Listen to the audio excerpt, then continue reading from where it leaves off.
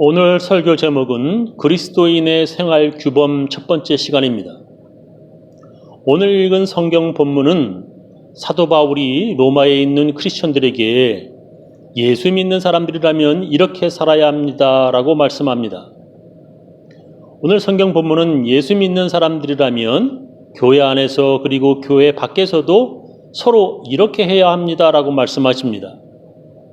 가장 먼저 말씀하는 것이 사랑입니다. 사랑에는 거짓이 없어야 합니다. 악한 것은 미워하고 선한 것을 굳게 잡으십시오. 육친의 사랑으로 서로 다정하게 대하며 존경하기를 서로 먼저 하십시오라고 말씀하십니다. 육친의 사랑으로, 즉 형제처럼, 즉 가족처럼 서로 다정하게 서로 사랑하며 존경하라는 것입니다. 사랑하지 않는 사람은 하나님의 사람이 아니라고까지 성경은 말씀하십니다. 요한일서 3장 10절에 보면 하나님의 자녀와 악마의 자녀가 여기에서 밝게 드러납니다. 곧 의를 행하지 않는 사람과 자기의 형제나 자매를 사랑하지 않는 사람은 누구나 하나님에게서 난 사람이 아닙니다 라고 말씀하십니다. 예수님께서도 우리들에게 서로 사랑하라는 새 계명을 주셨습니다. 우리는 서로 사랑하여야 합니다. 제가 미국에 와서 보니 미국 사람들이 한국 사람들과는 달리 자주 말하는 것이 몇 개 있음을 알았습니다. 그것은 I love you, 사랑합니다라는 말입니다. 요즘 젊은 한국 사람들은 사랑한다고 하는 표현을 많이 하지만 예전에 한국의 할머니, 할아버지들, 아버지, 어머니는 서로 사랑한다고 말하시는 것을 저희들은 어릴 적에 들어보지 못했습니다. 요즘 사람들은 아침에 일하러 나가면서 사랑한다고, 집에 돌아와서 사랑한다고, 말할 때마다 볼 때마다 사랑한다고 자주 그리고 여러 번 말하지만 그러나 이혼을 많이 합니다. 그러나 옛날 한국 분들은 사랑한다라고 하는 말을 하지 않으면서도 죽을 때까지 이혼하지 않았습니다. 왜 그렇습니까? 그것은 사랑도 거짓 사랑이 있고 잘못된 사랑이 있기 때문입니다. 거짓이 없는 진짜 사랑은 무엇을 보면 알 수 있습니까? 그것은 서로 싸워보면 압니다. 진짜 사랑하지 않은 사람들은 싸운 김에 헤어지고 거짓 사랑을 한 사람들은 싸운 이때가 헤어질 수 있는 좋은 기회라고 헤어집니다. 그렇지 않아도 빨리 헤어지고 싶었는데 싸운 것이 아주 잘 되었다는 것입니다. 사랑은 위기가 올 때 그것이 진짜 사랑인지 아닌지 드러납니다. 말로만 열심인 거짓된 사랑은 위기가 올 때 부서지고 깨어집니다. 그 사람이 하나님을 사랑하고 교회를 사랑하는지는 위기가 올 때, 시험이 올 때 진짜인지 아닌지 드러나는 것입니다. 이 교회를 떠나고 싶었는데 목사와 싸운 지금이 아주 좋은 기회가 되었다는 것입니다. 어려운 상황에서 진짜 사랑은 제일 먼저 우리들에게 화해를 요구합니다. 사랑의 위기, 서로 싸웠을 때 서로 화해가 되는지를 보면 그 사랑이 진짜 사랑인지 아닌지 드러납니다. 하나님은 사랑이라고 성경은 말씀하십니다. 그리고 우리들에게 사랑은 이렇게 해야 한다고 가르쳐 주셨는데 그것은 바로 서로 용서를 해야 한다는 것입니다. 하나님께서는 사람들과 화해하시기 위해 예수님을 보내셨습니다. 그런 화해를 하려면 제일 먼저 해야 하는 것이 있습니다. 그것은 자기가 잘못한 것이 있다면 그것을 솔직히 그리고 진심으로 사과하는 것입니다. 제가 미국에서 제일 많이 들어온 말 I'm sorry, excuse me입니다. 미국 사람들이 왜 I'm sorry, excuse me라는 말을 자주 하게 되었는지 어떤 사람은 미국 옛날 총잡이들 때문이라고 설명을 합니다.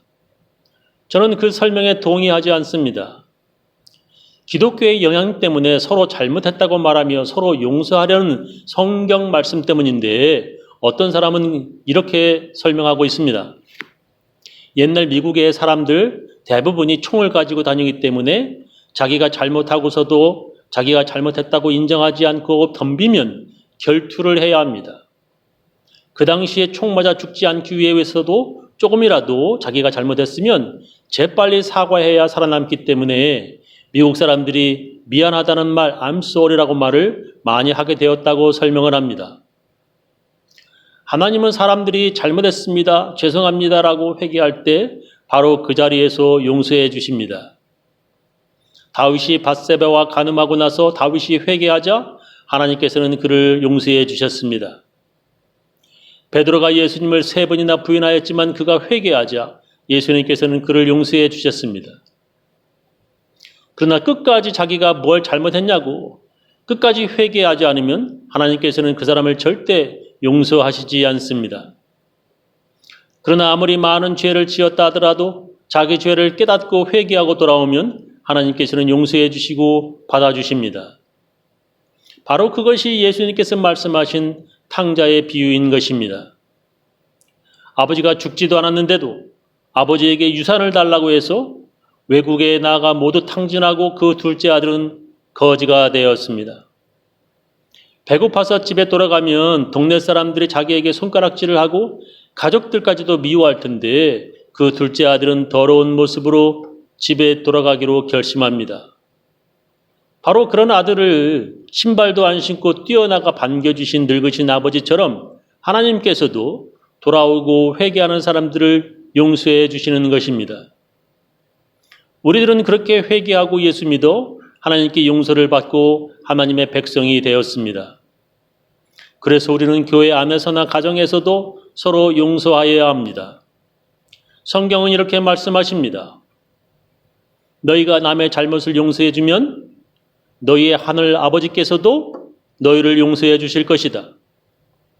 그러나 너희가 남을 용서해 주지 않으면 너희의 아버지께서도 너희의 잘못을 용서해 주지 않으실 것이다 라고 예수님께서 말씀하셨습니다.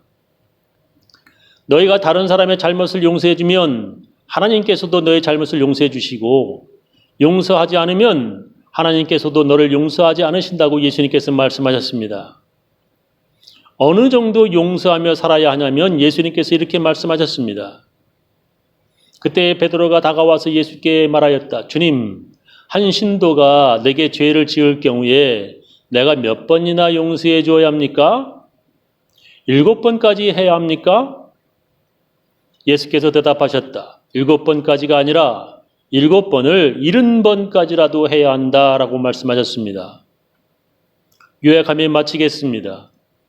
오늘 성경 본문에서 크리스천들은 서로 사랑하며 살아야 한다 말씀하십니다.